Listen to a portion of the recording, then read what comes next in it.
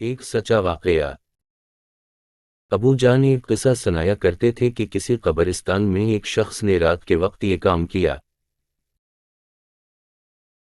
بادشاہ وقت ایک نیک صفت شخص تھا۔ اس کے خواب میں ایک سفید پوش آدمی آیا اور اسے کہا کہ فلاں مقام پر فلاں شخص اس گناہ کا مرتکب ہوا ہے، اور اسے حکم دیا کہ اس بندے کو فوراً بادشاہی دربار میں لا کر اسے مشیر خاص کے عہدے پر مقرر کیا جائے۔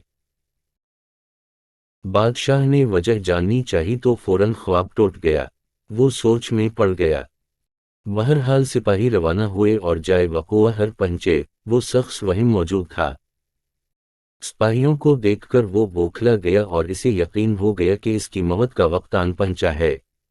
اسے بادشاہ کے سامنے حاضر کیا گیا۔ بادشاہ نے اسے اس کا گناہ سنایا اور کہا، آج سے تم میرے مشیر خاص ہو۔ دوسری رات بادشاہ کو پھر خواب آیا تو بادشاہ نے فوراً اس سفید پوش سے اس کی وجہ پوچھی کہ ایک ایسے بندے کے ساتھ ایسا کیوں کرنے کا کہا آپ نے؟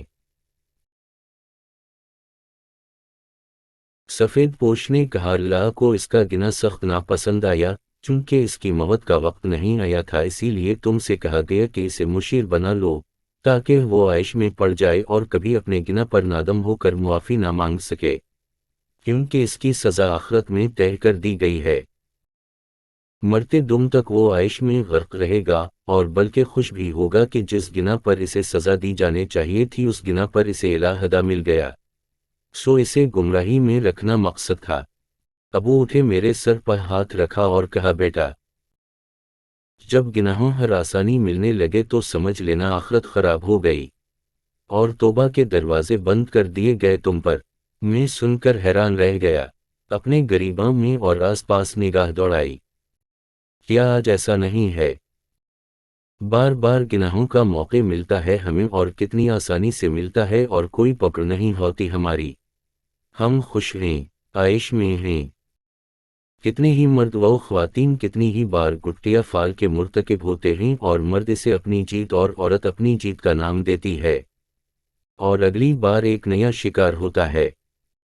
پہلی بار گناہ ہر دل زور زور سے دھڑکے گا، آپ کا دماغ غیر شعوری سگنل دے گا، ایک ٹیس اٹھے گی ذہن میں، جسم لاغر ہونے لگے گا، کانپنے لگے گا۔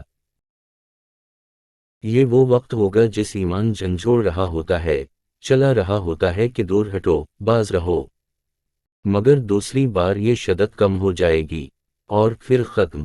پھر انسان مست رہتا ہے اور خوش بھی، مگر افسوس کے اوپر والا اس سے اپنا تعلق قطع کر لیتا ہے۔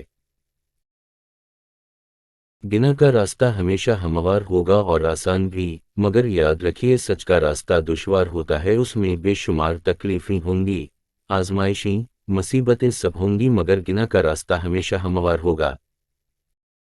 کسی زمین میں گندم خود بخود نہیں اگاتی، آگائی جاتے ہے، محنت کی جاتے ہے، خیال کیا جاتا ہے، حفاظت کی جاتے ہے، تب جا کے پھل ملتا ہے، مگر کسی زمین میں جھاڑیاں، غیر ضروری گھاس پھوس، کانٹے دار پودے خود ہی اگتے ہیں،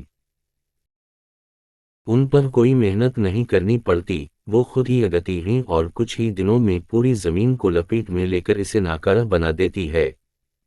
اسی طرح بالکل آپ کے دل کی زمین ہے جہاں گناہوں کا تصور از خود پیدا ہوگا اور بڑھے گا، مگر نیکیوں کے لیے گناہوں سے بچنے کے لیے محنت کرنی پڑے گی، دشواریوں سے گزرنا ہوگا۔ خدارہ اس لعنت سے بچیں، اس میں ملوث ہونا کوئی کمال نہیں، بچنا کمال ہے، باز رہنا کمال ہے۔ سوچئے، نکلیے اس گناہ سے۔ کیوں حیا کا اٹھ جانا ایمان اٹھ جانے کی نشانی ہے، نشانی ہے اس بات کی کہ اندھیرے قبر میں بہت برا ہونے والا ہے۔ خدا ہم سب کو ہدایت دے، آمین۔